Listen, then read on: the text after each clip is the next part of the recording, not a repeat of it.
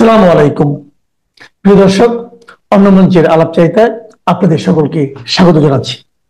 ধর্মীয় মৌলবাদী বিশেষত জামাতে ইসলামের আবদার অনুযায়ী আওয়ামী লীগকে কার্যত নিষিদ্ধ করা হয়েছে।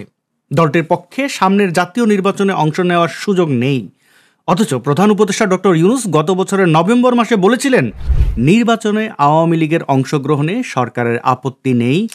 পরে এনসিপি, যাদেরকে অনেকে জামায়াতের বি টিম বলে থাকেন, এবং অন্যান্য কিশোর গ্যাং দিয়ে একটি সাজানো আন্দোলন তৈরি করিয়ে আওয়ামী লীগের কার্যক্রম নিষিদ্ধ করা হয় এবং বলা হয় আওয়ামী লীগের কার্যক্রম নাকি তাদের বিচার শেষ হওয়া পর্যন্ত স্থগিত থাকবে, অর্থাৎ বিচার যদি কোনোদিন শেষ না হয় তবে আওয়ামী লীগের কার্যক্রমও নিষিদ্ধ থেকে সিদ্ধ হবে না। আওয়ামী লীগের স্থগিত আদেশে মোহাম্মদ ইউনূসের অন্তর্বর্তী সরকার চালাকি করলেও চক্রান্তের চেহারাটা একেবারে স্পষ্ট। আসলে সরকারের ইচ্ছা ছিল আওয়ামী লীগকে সরাসরি আজীবনের জন্য নিষিদ্ধ করা, কিন্তু যেহেতু আন্তর্জাতিক পর্যায় থেকে চাপ আসবে সেহেতু কাজটি একটু ঘুরিয়ে পেঁচিয়ে করতে হয়েছে আর কি। কিন্তু এখানে খুব জটিল একটা সমস্যা আছে। সমস্যাটি হলো শেকড়ে। হ্যাঁ, বাংলাদেশের রাজনীতিতে আওয়ামী লীগের শেকড় অনেক গভীরে, এবং যদি বলি আওয়ামী লীগের শেকড়ের ওপরেই বাংলাদেশ দাঁড়িয়ে আছে তাহলে নিশ্চয়ই ইতিহাসবিদরা দ্বিমত করবেন না। কারণ আওয়ামী লীগ সেই রাজনৈতিক দল যার নেতৃত্বে মুক্তিযুদ্ধ হয়েছিল এবং টানা 9 মাসের যুদ্ধই বাংলাদেশের জন্ম দিয়েছিল। এই যে আমাদের স্বাধীনতার পুরো সংগ্রাম, এই সংগ্রামের অবিসংবাদিত নেতা ছিলেন বঙ্গবন্ধু শেখ মুজিবুর রহমান। অর্থাৎ সে সময় আরও যারা রাজনীতি করতেন, বঙ্গবন্ধু ছিলেন তাদেরও নেতা। তাজউদ্দিন আহমেদ সহ জাতীয় 4 নেতা কিন্তু আওয়ামী লীগের ঘরেই তৈরি হয়েছিলেন। আসলে গণতান্ত্রিক ব্যবস্থায় রাজনীতির চাকচিক্য আর নেতার সংখ্যা দিয়ে একটি দলের শক্তিমত্তা যাচাই সম্ভব নয়। গ্রহণযোগ্যতা, শক্তিমত্তা এসব প্রমাণ করার একমাত্র উপায় হলো নির্বাচন, যেখানে জনগণ সরাসরি ভোট প্রয়োগের মাধ্যমে তাঁদের নেতা নির্বাচন করে থাকেন। আসুন আমরা বরং সব মহলে গ্রহণযোগ্য ও প্রশংসিত জাতীয় সংসদ নির্বাচনের একটি তুলনামূলক বিশ্লেষণ করি। 1970 সালে পাকিস্তানের সাধারণ নির্বাচনে আওয়ামী লীগ পূর্ব পাকিস্তানের 162 আসনের মধ্যে 160টি আসনে জয়লাভ করে।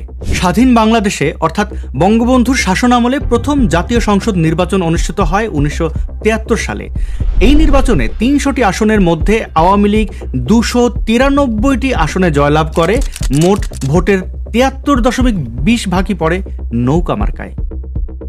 পরবর্তী সামরিক আধা সামরিক শাসনামলের নির্বাচনের নামে নাটকের আলাপে না গিয়ে আমরা চলে যাই 1991 সালের পঞ্চম জাতীয় সংসদ নির্বাচনে।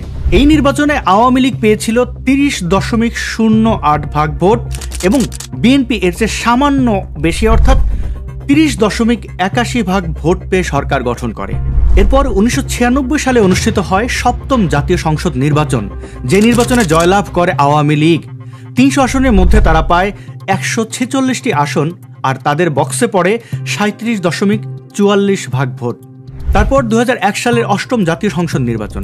এই নির্বাচনে আসনের বিচারে আওয়ামী লীগের ভরাডুবি ঘটে, কিন্তু ভোটের হিসাবে শতকরা 40.13% ভোটই পড়ে নৌকার প্রতীকে।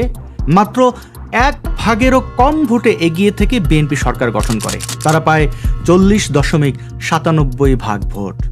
বাংলাদেশের সর্বশেষ গ্রহণযোগ্য এবং সর্বমহলে প্রশংসিত নির্বাচন অনুষ্ঠিত হয় 2008 সালের শেষের দিকে। এই নির্বাচনে অর্থাৎ নবম জাতীয় সংসদ নির্বাচনে আওয়ামী লীগ শতকরা 48.4% ভোট পেয়ে বিশাল ব্যবধানে জয়লাভ করে। তাদের আসন সংখ্যা ছিল 230টি। আপনারা দেখলেন বাংলাদেশের জন্মের পর গুরুত্বপূর্ণ নির্বাচনগুলোতে আওয়ামী লীগ শতকরা 30.08 থেকে 73.20% পর্যন্ত ভোট পেয়েছে। দেশের কম বেশি অর্ধেক মানুষ আওয়ামী লীগের সমর্থক, এ কথা কিন্তু বলাই যায়। এই বিশাল জনগোষ্ঠীকে বাদ রেখে একটি অবাধ ও সুষ্ঠু জাতীয় নির্বাচন কি আদৌ সম্ভব? 75-এর আগস্টে বঙ্গবন্ধুকে হত্যার পর আওয়ামী লীগকে রাজনীতির বাইরে রেখে একটিও কি গ্রহণযোগ্য নির্বাচন সম্ভব হয়েছিল? তারপর যখনই আওয়ামী লীগ আবার পুরোদমে রাজনীতিতে ফিরে আসে এবং নির্বাচনে অংশ নেয়, তখন দেখা যায় দেশের বিশাল একটি অংশ আওয়ামী লীগের সমর্থক। এখন আবার 2024 সালের আগস্টে শেখ হাসিনার প্রাণনাশের মতো পরিস্থিতি তৈরি হয় এবং তিনি প্রাণে বাঁচলেও দেশ ত্যাগ করতে বাধ্য হন। তারপর ডক্টর ইউনূসের নেতৃত্বে ক্ষমতা দখল করে আওয়ামী লীগকে বাদ দিয়েই নির্বাচনের ষড়যন্ত্র চলছে। বলা হচ্ছে আওয়ামী লীগ নাকি গণধিকৃত, জনগণ নাকি আওয়ামী লীগকে চায় না। কিন্তু প্রশ্ন হচ্ছে, একটি অবাধ ও সুষ্ঠু নির্বাচন ছাড়া আমরা কিভাবে বুঝবো যে জনগণ আওয়ামী লীগকে চায় না?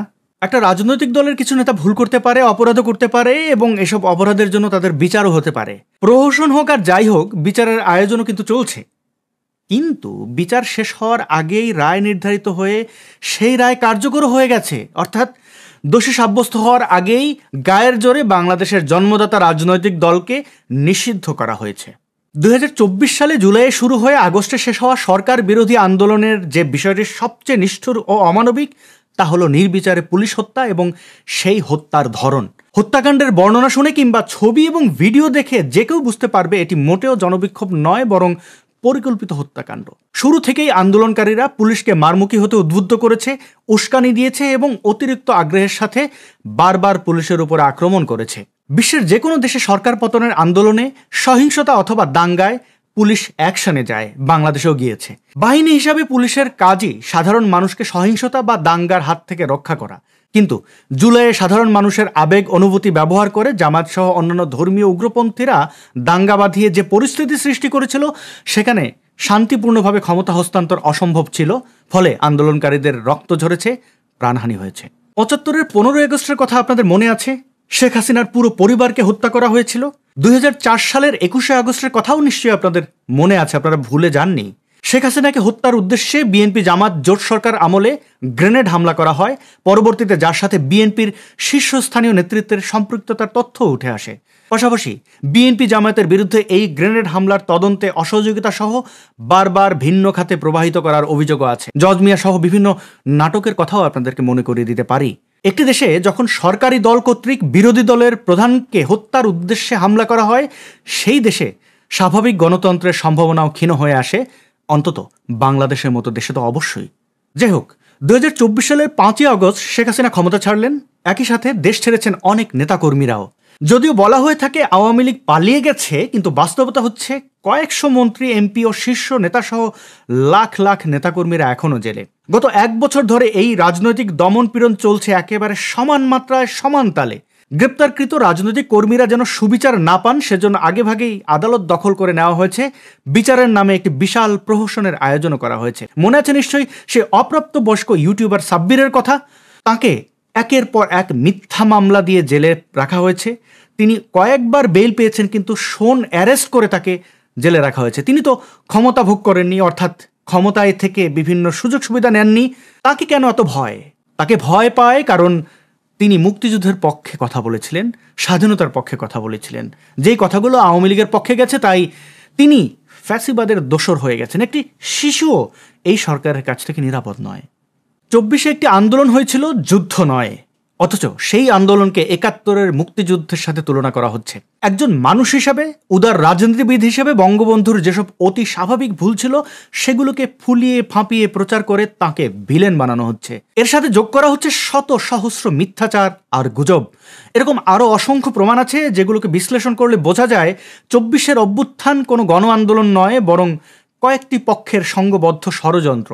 আর বর্তমানে বাংলাদেশের যে পরিস্থিতি বিরাজ করছে, তা মূলত এই ষড়যন্ত্রেরই ফল, এবং এই ষড়যন্ত্রটি হয়েছে মুক্তিযুদ্ধের বিরুদ্ধে, বাংলাদেশের বিরুদ্ধে। দুর্ভাগ্যজনক বিষয় হচ্ছে, বিএনপি অতীতের মতো বর্তমানেও ষড়যন্ত্রের রাজনীতি অব্যাহত রেখেছে। বিএনপির প্রতিহিংসা ও সন্ত্রাসবাদী রাজনীতির কারণে মরতে বসা গণতন্ত্রের শেষ নিঃশ্বাসটুকু কেড়ে নেওয়ার সিদ্ধান্ত নিয়েছে দলটি। প্রশ্ন হচ্ছে, স্বাধীনতা বিরোধীদের সাথে জোটবদ্ধ রাজনীতি করতে করতে দলটি কি পুরোপুরি বাংলাদেশ বিরোধী হয়ে উঠেছে?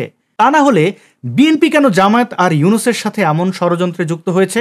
আওয়ামী লীগবিহীন নির্বাচনে বিজয়ী হয়ে বিএনপি কি দেশ চালাতে পারবে? অতীতে বিএনপি যখন ক্ষমতায় ছিল, তখন বিরোধী দল হিসেবে আওয়ামী লীগ কেমন ছিল তারা নিশ্চয়ই সেটি ভুলে যায়নি। বিএনপির উচিত সেসব পুরনো স্মৃতি আবারও একবার মনে করে দেখা। তবে যদি হাতে সময় না থাকে, তাহলে অন্ততপক্ষে 1996 সালের 15ই ফেব্রুয়ারি আওয়ামী লীগবিহীন নির্বাচনের পরিণতি কী হয়েছিল সেটি মনে করলেই চলবে তাদের। বিএনপিকে মনে রাখতে হবে, অতীতের বিরোধী দল আওয়ামী লীগ কিন্তু গণতান্ত্রিক পরিবেশে বিরোধী দল ছিল।